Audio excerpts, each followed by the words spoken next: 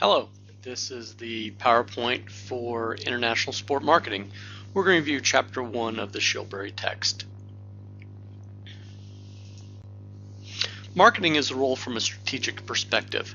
How does marketing contribute to the growth and development of various sports? We're looking at two different angles here.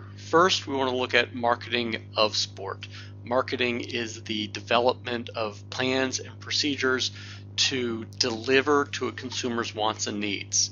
Marketing of sport deals with the marketing of a team, a league, an event, or a player. There's also marketing via sport, where we take sport and we use it as a conduit for a non-sport product. So that non-sport product will now use sport to market its wares, whether it is using the facility to sell its merchandise or concessions, or as a sponsorship. Kotler said that the social and managerial process by which individuals and groups obtain what they need and want through creating exchange process and value with others. So there's this idea that it is an exchange process, that somebody is getting their wants and needs in exchange for some sort of currency, and usually the currency is for some sort of product or service. So when we look at marketing, we need to analyze, plan, and implement programs to create, build, and maintain those exchanges. So how does sport market itself? It does different things. When you think about a sport or a team or a league, oftentimes it changes rules to make it more attractive. It increases scoring oftentimes. The time of the game starts are later in the day or in the evening for more people to watch. Sometimes we change the rules. If you think of soccer or football, and you think of the lower levels, how the game is different than the professional level. There's fewer people on the field, allowing more touches for the kids. There's more substitution, so you can play more people and get involved. And the game itself is a little less violent, no slide tackling, as opposed to something that goes on in the future. So what else do we need to do as we're growing up and making the sport marketing much more sophisticated as we're moving through the new millennium? We need to conduct research. We have to find out what the consumer's wants or needs. Once we know what their wants and needs are, then we can design our product in a manner to deliver to those, much like a product outside of sport would be developed in terms of delivering those wants and needs.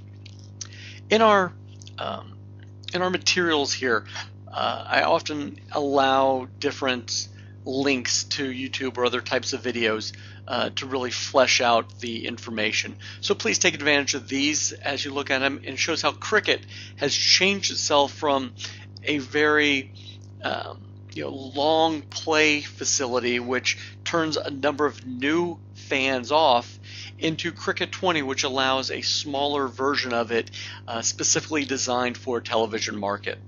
We're going to look at the marketing mix, the traditional marketing mix that we've looked in the past: product, place, price, physical evidence, and promotion, so that we can develop and use that marketing mix to really work towards that product. We're going to use these different areas kind of like ingredients into a recipe. We'll add some here, we'll subtract some there, we'll see what makes it best in terms of an overall product.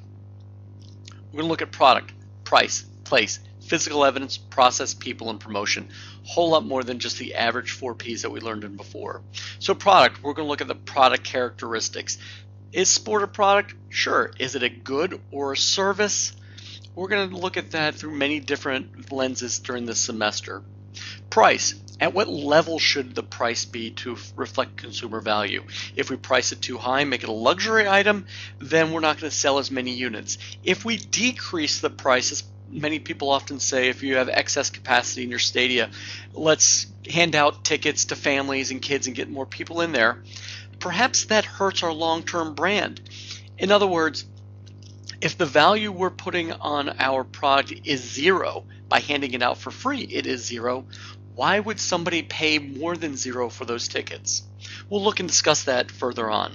We look at the place, and certainly a place in sport directly affects the enjoyment that you have, whether it's a stadium or if you're a ski resort, the place really is vital to the product. The physical evidence, how do we design and construct a facility or gymnasium or ski resort? We'll look at the process. The process is how we create these marketing functions and deliver a service to them. Perhaps we'll look at concessions. How can we set up the process so that it's much more effective and efficient to deliver more food quicker to the consumer? We look at people. How do we hire the right people? How do we motivate those people? How do we set a very high standard for them?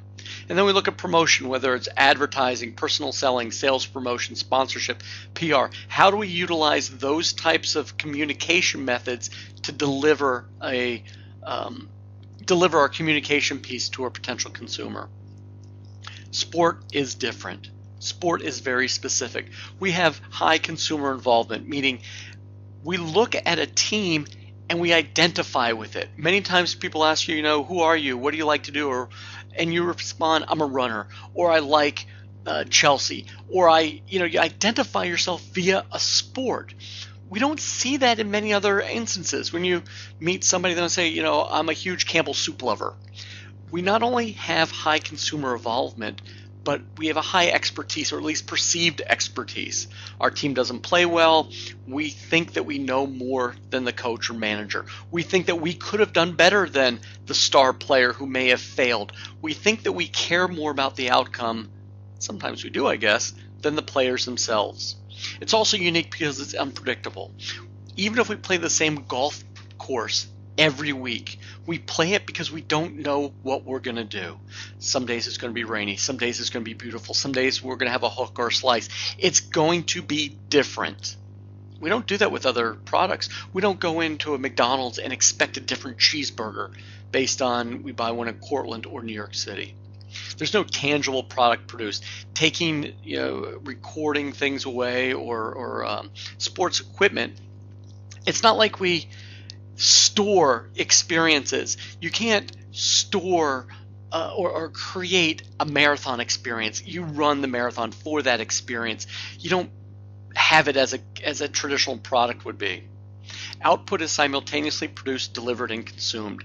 So we don't store it again, and we have to focus on these product extensions, things that we can control, things that are tangible in terms of the facility. We can build that in a certain way and entice people to come in. We can focus on merchandise and concessions and things that people can touch and feel and taste. Clubs must both engage in fierce competition and cooperate. It's not like a regular marketplace where Google tries to be the number one search engine and would like nothing more than have no other competitors. If that happens in sport, there are no games. Sport is unique because other companies spend money to be a part of it, much like sponsorship would be. We also get a lot of free publicity. In definition of publicity, I disagree with the principal form of advertising because it's not advertising. Advertising is paid. Publicity is free. And that's one of my differences that I have with Shilbury in one of these texts. Publicity is free. We look at ESPN, we look at Sky Sports, we look at local television stations and radio stations, and they promote our game. The local television network in Syracuse is going to devote 5 minutes every night to local sports. If we had to buy those mentions, it would be thousands, if not millions of dollars. Problem is negative publicity. People tune in and really jump on negative aspects, whether it was Tiger Woods with his infidelity or Lance Armstrong perhaps with his PED use. Also distribution, that the facility, the stadium, the ski resort, the gymnasium, the actual facility is an integral part of the marketing function. Consumer is central to the marketing process. We look at the idea that we want to deliver to the consumer. A and B previously, we're maybe in the olden days we can look at the Model T and the famous Henry Ford quote that our consumers can buy any color of car that they want as long as it's black, where mass marketing really was the point in the early industrial revolution. Now we're looking at a complete different aspect to it. We're looking at, if you look at a stadium, the wants and needs of the people in the suites are very different than the wants and needs of the people in the high levels.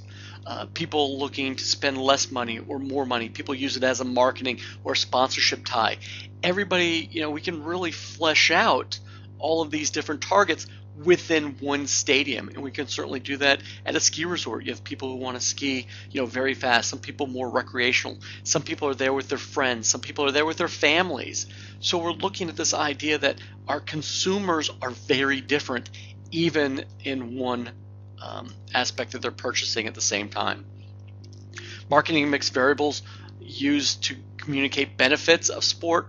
We can look at marketing world-class athletes, competitions, and grassroots events. Again, that's marketing of sport, that there's a sport component to it.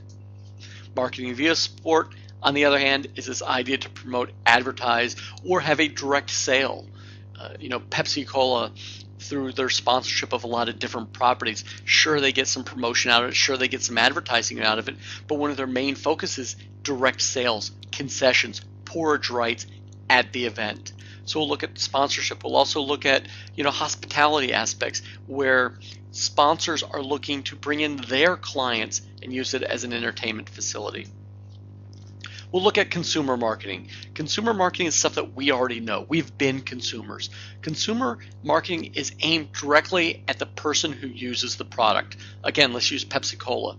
The person who drinks that can of Pepsi.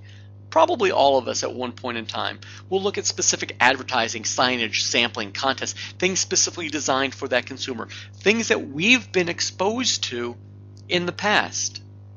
And we'll also look at a different point of view, customer marketing, marketing directly at the people who sell the product, grocery stores or retailers or distributors or salesmen. Think grocery stores or Walmart that sell Pepsi. A completely different model.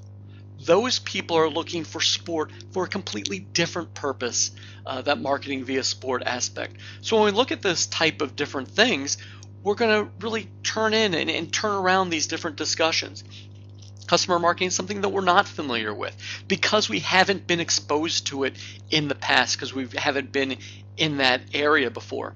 However, it's a huge area of sport marketing, something we should be aware of, and something potentially we can be involved with.